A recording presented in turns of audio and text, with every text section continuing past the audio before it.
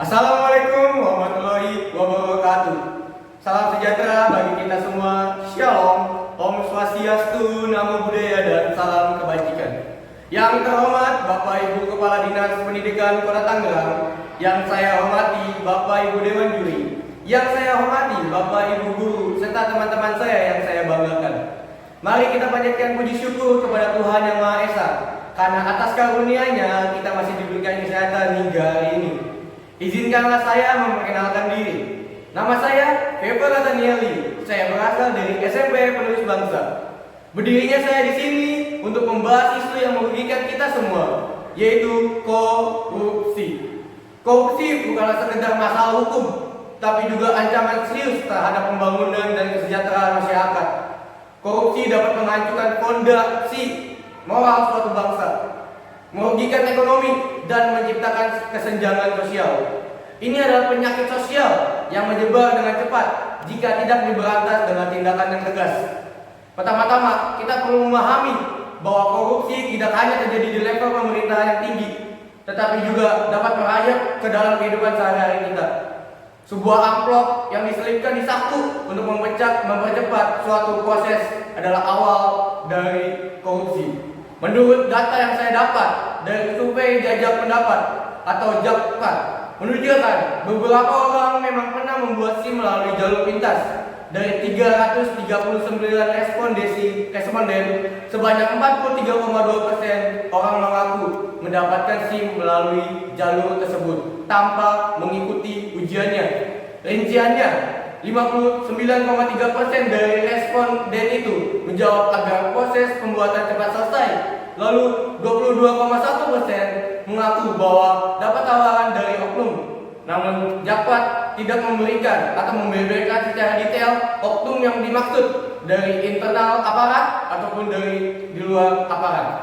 Ini fakta yang harus kita terima sebagai masyarakat yang biasanya juga selalu menyalahkan pemerintah bahwa pemerintah tidak becus dalam mengatasi korupsi.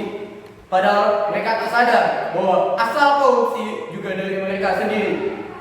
Pemerintah kita adalah dulunya rakyat. Kita negara yang berkedaulatan rakyat. Jika kita rakyat saja korupsi dan menormalisasikan, apalagi pemerintah kita yang di bawah kuasa kedaulatan rakyat.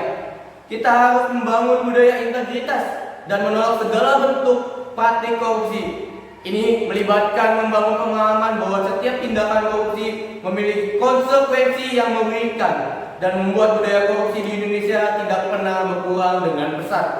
Berdasarkan data Corruption Perception Index atau Indeks Persepsi Korupsi atau IPK, dan Badan Pembinaan Hukum Nasional, untuk tahun 2022 Indonesia memperoleh skor 34 dengan peringkat 110 dari 180 negara.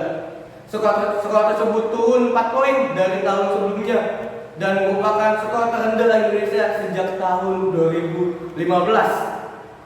Turunnya skor IPK Indonesia menunjukkan bahwa kita masih perlu melakukan banyaknya perbaikan terhadap penegak hukum tindak pidana korupsi di negara ini.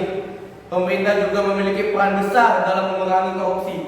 Reformasi kebijakan, transparansi, dan penegak hukum yang adil perlu menjadi prioritas.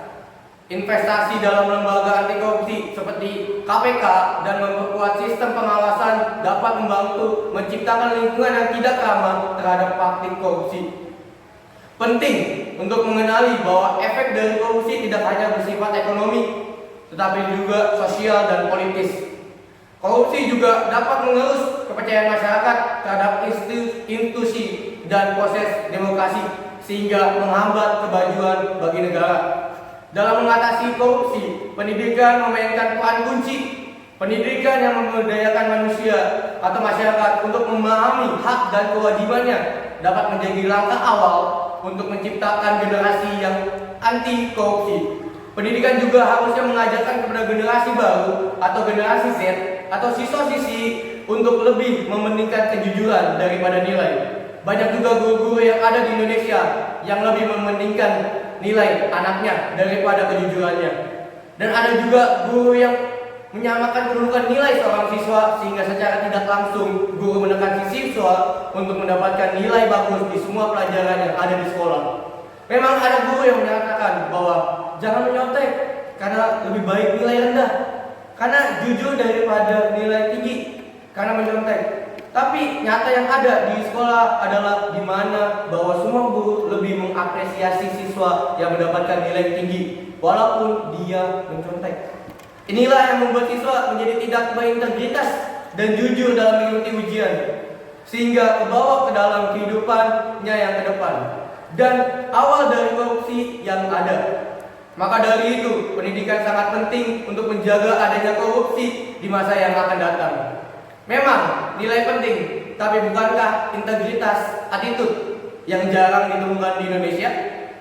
Dan betapa kotornya isi kepala di tengkorak kekuasaan. Itulah sebabnya kepala sang raja harus dihiasi oleh mahkota. Terakhir, mari bersama-sama berkomitmen untuk melawan korupsi.